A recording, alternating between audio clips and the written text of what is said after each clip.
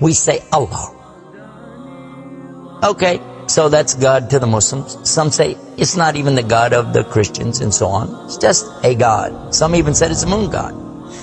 But let us now look at the linguistic of the word Allah. It in itself is the beauty of Islam.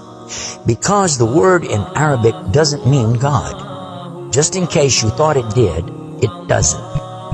Because we have a word in Arabic for the word in English, God. It's called Ilah. Ilah, God. God, Ilah. That's the word. But when we speak about the one and only God, the one that's to be worshipped, the God of Adam, the God of Abraham, and the God of Moses, God of Jesus Christ, peace be upon him, and the God of Muhammad, peace be upon him, we're talking about essentially the only God that's worthy to be worshipped. No other God. Now, what would be the proof for this? I realize that we have a lot of detractors who will say, no, it's not true, I don't believe it. Let's get a proof from the English translation of the Bible. That's a good place to start. Around the earth, there are many hotels and motels. And almost every one of them that you go to, there's a drawer beside the bed that when you open it up, you'll find a book in there and you'll take it out. Now, what is that book? And you already know the answer. It's the Bible. It's the Gideon publication of the King James Version of the Bible. The Gideons are very proud of it because they've translated it into so many languages. If you'll turn a few pages right in the beginning, you'll find examples of the translation to Chinese and Korean and into Urdu, the language of Pakistan. You'll find it into Tamil. You'll find it translated into Afrikaans language, which happens to be the first. And the second language translated to is Arabiya, Arabic. And there is an example of each one of these languages from the verse in the Gospel of John, chapter 3, verse 16. And you know it very well. For God so loved the world. That's how it begins. And if you look in the Arabic language, the example that they gave in that Bible, it says Allah. Allah. That's what it says. For Allah so loved the world. So if it's not the same God, then why?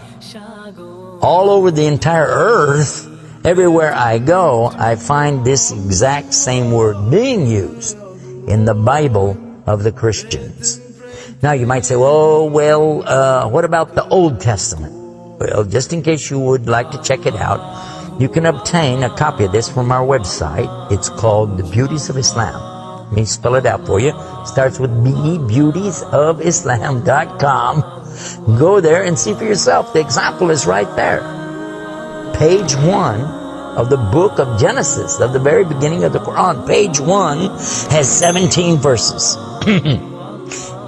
And there's the word Allah. Alif, Lam, Ha. 17 times. So just as it's the God for the children of Israel in Arabic language, and it's the God for the Arabs who are Christians, it's also the same God for the Muslims. The word is Allah. Why Allah? Why is it important to have this particular word, and why don't we have it in English? Now, I want to come to the etymology of the word. It comes from the word Ilah, and Ilah means God. But God is defined as what? Anything that's worshipped, whether it be something you can see or you don't see, something you can touch or not touch, something that you can hear or not hear.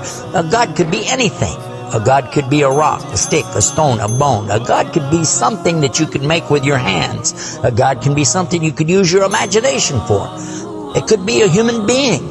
A God could be anything. G-O-D, God could be anything. But there is no word in English for Allah. So when you translate the word Allah to be God, you've actually diminished the meaning of Allah. That's why whenever you translate the Bible from English to Arabic, you need to use the word Allah instead of God with a big G. Which now gives us a clue to the problem. In the English language, they only have one word, God.